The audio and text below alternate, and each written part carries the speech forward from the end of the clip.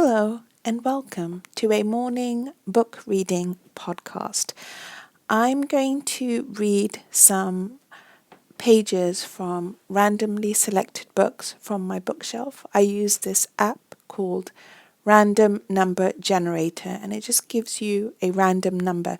Sometimes I feel so overwhelmed by the choices that I have because I have so many books on my bookshelf, which I love, but also it's kind of paralyzing in a way to have so much choice because I'm like, I don't know which book I want to read. I don't know what book I should read.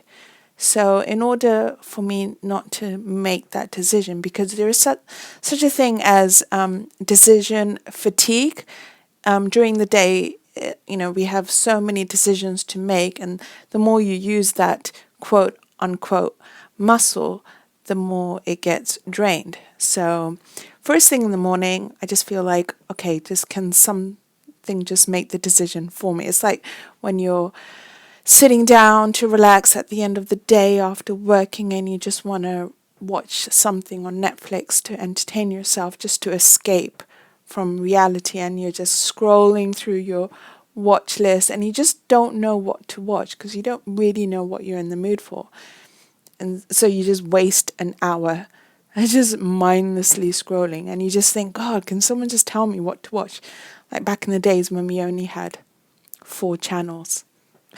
I'm an 80s baby, so anyways, that's a very long introduction. Also, I just want to say I'm really making these podcasts as a way for me to get back into reading, to improve my concentration, and really to talk as well, just the very act of talking, because I just love philosophy and psychology and all these esoteric subjects, and sometimes I don't really have anyone to talk to about this, so then I feel like, I'll just talk to maybe talk to an imaginary audience, and hopefully if there's someone out there that gets some sort of value from these podcasts. That's why I'm just going to be like really casual in these podcasts, and I might stumble over words as I'm reading, make mistakes, but that's life. I mean, that's what people are like in normal conversations. We never say everything perfectly, we do stumble over our words, and that's okay. I think perfection can stop you from actually creating the stuff that you want to create, because then in my mind I'm thinking, it has to be perfect what I say, and I have to sound really, I have to sound good, I have to sound articulate, and then I just feel like, I'm just not going to do it then. But then I feel like if I just make these podcasts for myself, for my future self, then it kind of takes away the pressure.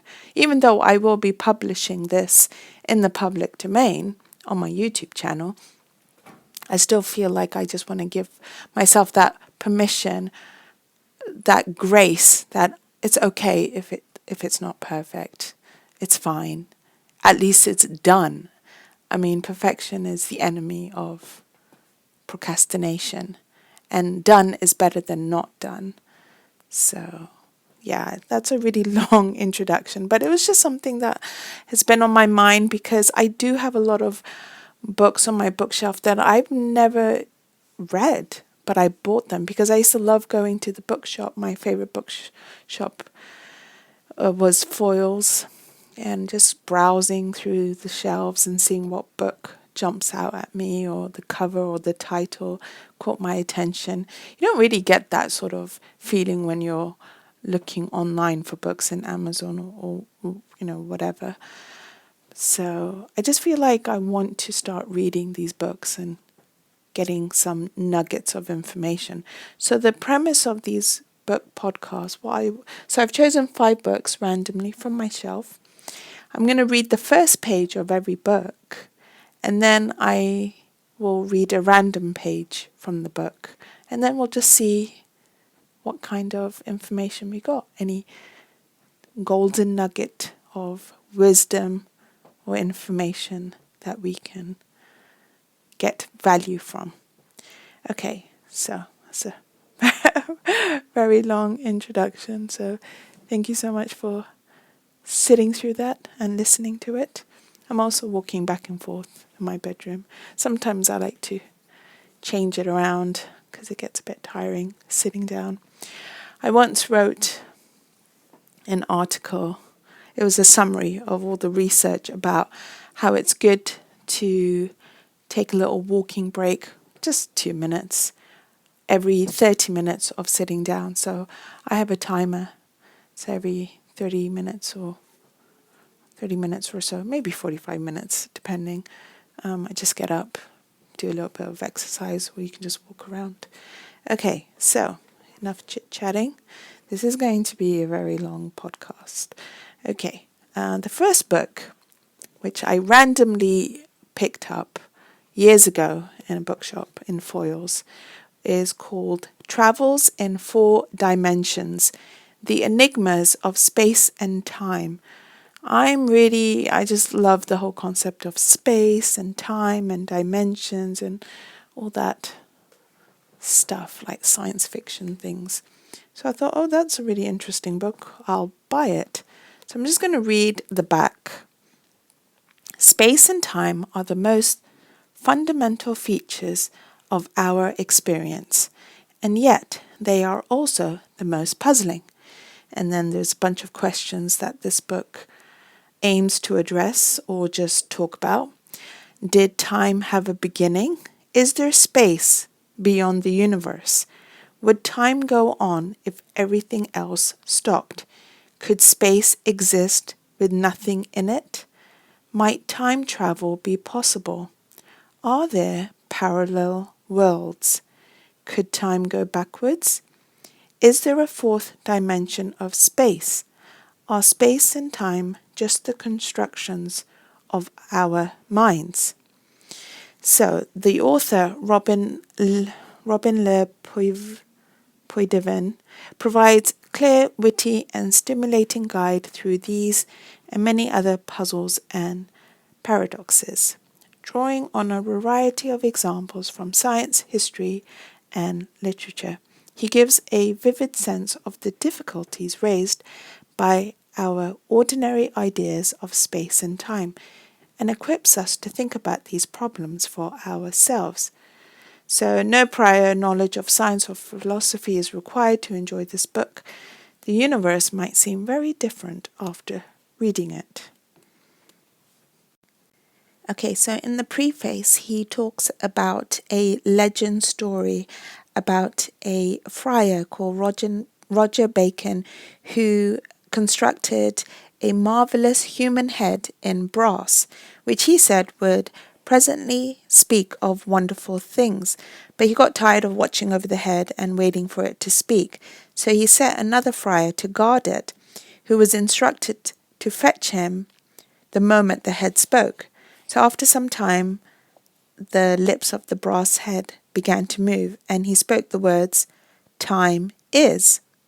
But the friar was like, oh, this is very significant, so he just wanted to wait to see what the head would say next. So after another half an hour, the head spoke once more and said, "Time was." Again, the friar sat still and said, "I'll just wait, see if there's anything worthwhile." So after another half an hour, the head spoke for a third but final time. "Time is past." It then dashed itself to pieces on the floor. So basically, it spoke three things and then it destroyed itself. So the friar went at once to Roger Bacon and told him of, what happened, the calamity. Bacon was dismayed to find that the head had spoken in his absence, but was now destroyed. He then went on to make many other heads in brass, but none of them spoke. So the author comments on this legendary story, saying that it convinced him that there were mysteries of time that held the key to life, but also that knowledge of these mysteries was possibly dangerous, even forbidden for human minds. So in parallel, that goes back to the Garden of Eden, where Adam and Eve were forbidden to eat from the tree of knowledge, knowing both good and evil, because some knowledge can be harmful. Some particular knowledge can be harmful for your well-being. So, the author said, so began his fascination with time, although he had little idea where to turn for enlightenment. And in conclusion, I've chosen a random page, and I'm just going to read a random sentence that I found quite interesting. One of the consequences of objectivism is that there are some facts in the world that remain secret. That is, we can never know for sure whether or not they really exist.